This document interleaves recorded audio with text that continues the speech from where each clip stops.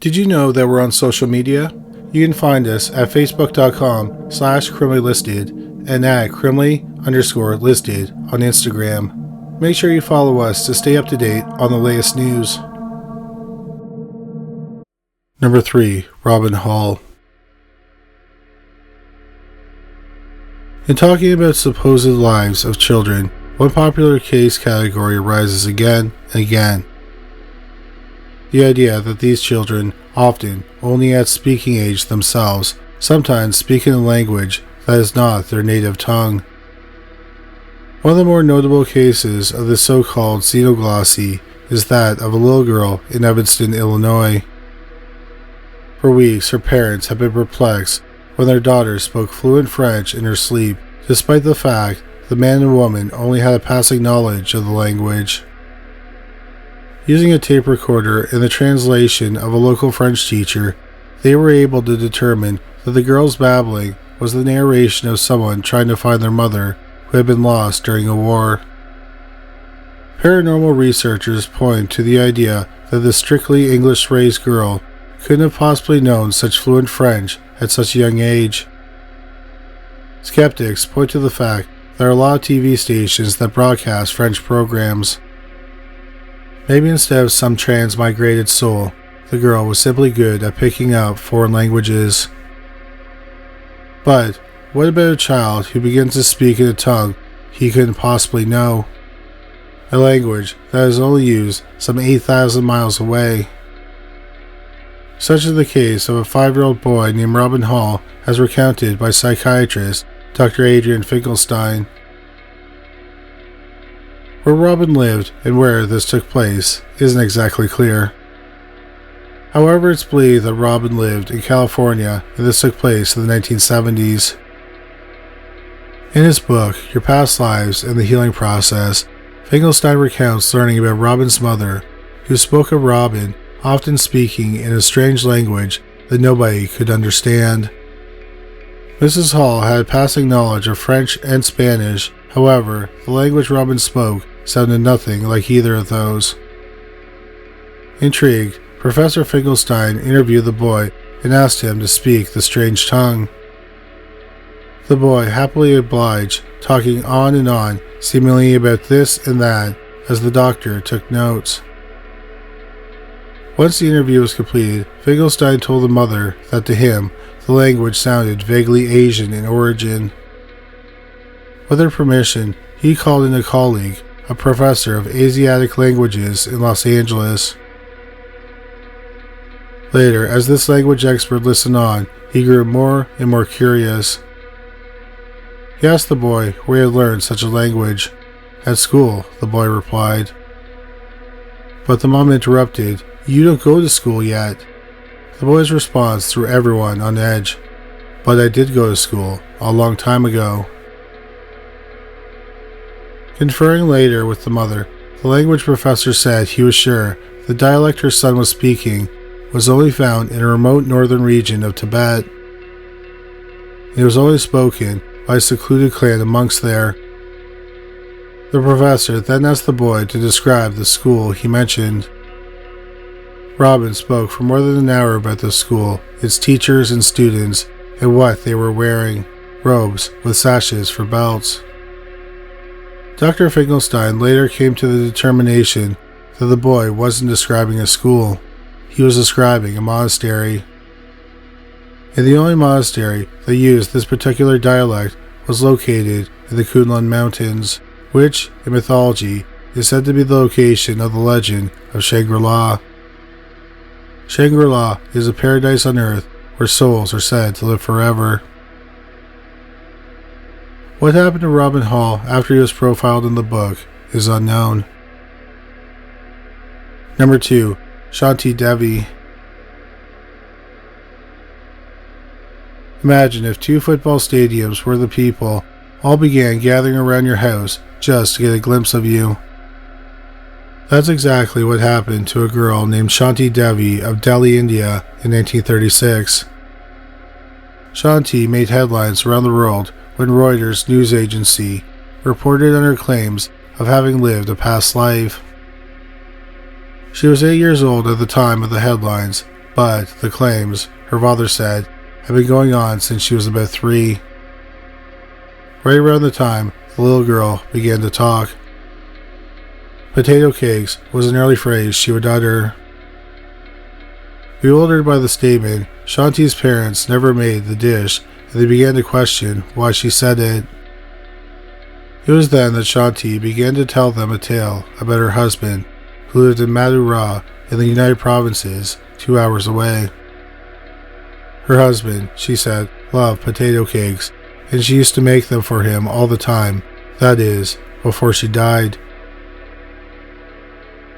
As Shanti grew a little bit older, she talked more and more about her husband, a man named Kedar Nath Chabi, who was a clothes merchant, and her son, or at least the son of the woman who she now claimed to be, a woman named Lugdi, who had died at the age of 23, a week after giving birth to the boy. Soon Shanti, or Lugdi, said she longed to return to Mathura to be reunited with her husband and her son. But Shanti's father, a man named Rang, kept refusing her request. In Hindu belief, a child who told of past lives was destined to die an early death. But young Shanti would grow more inconsolable and depressed with each refusal, to the point where something one of Shanti's teachers thought had to be done. The teacher wrote a letter to Nath describing the girl's claims. Skeptical, the man sent his cousin, Mal, who lived closer to Mathura, to check out the girl's story. Upon meeting Shanti, the cousin was shocked when the girl knew personal details of his family, and he nearly wept upon hearing the girl detail the circumstances surrounding Lugdi's death. She even knew the name of the hospital in which he died, Lady Lyell Hospital in Agra, and the name of the British midwife, Lady Webb, who attended to her there. Mal grew so concerned that he sent a telegram to Nath urging him to meet this girl.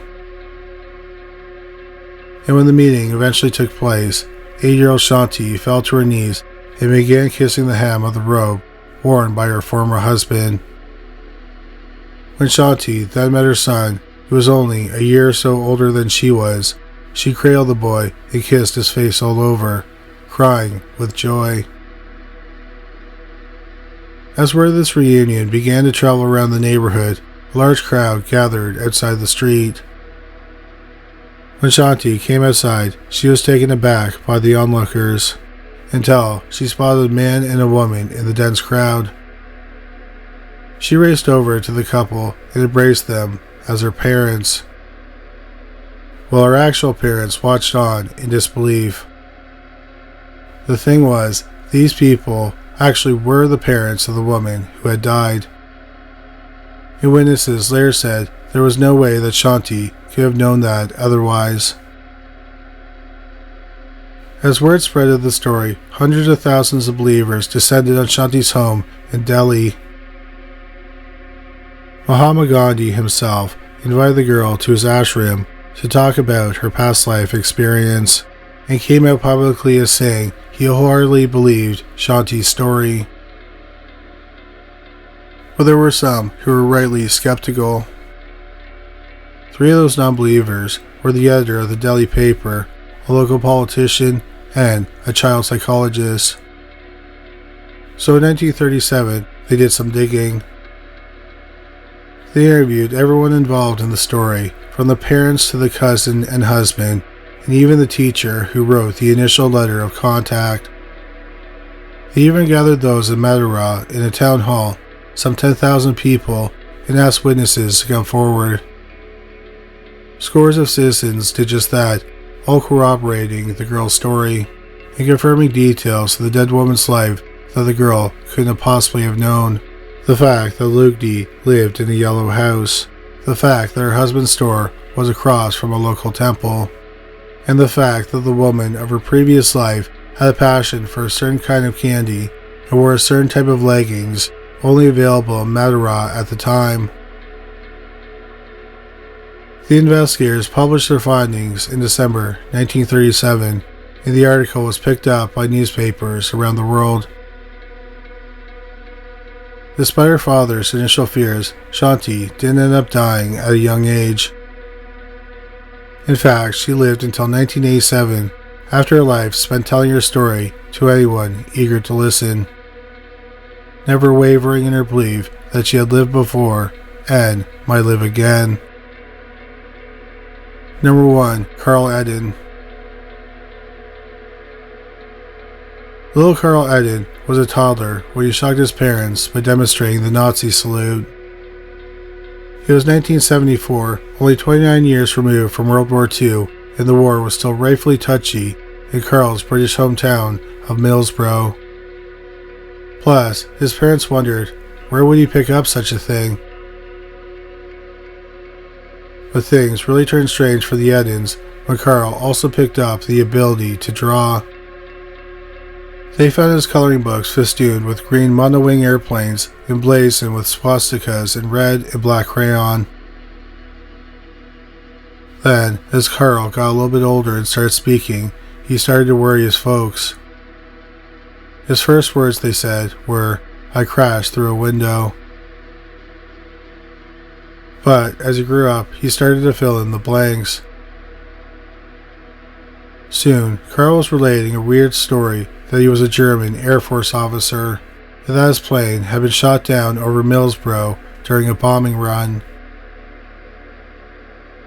In time, Carl would also begin to complain about a sore leg.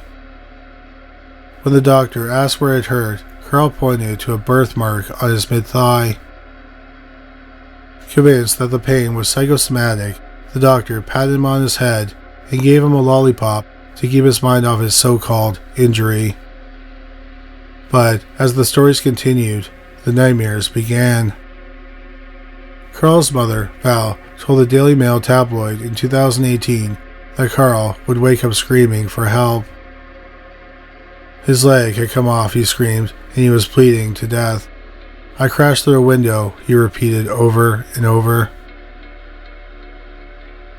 Val became a believer that something was seriously wrong with her son. But Carl's dad, Jim, was skeptical. He was convinced his son was making up the entire story. So he sat the boy down and quizzed him. When Jim asked Carl what kind of plane he used to fly in, Carl confidently told his dad that was a Messerschmitt. "That's it," Jim thought. "I've got him."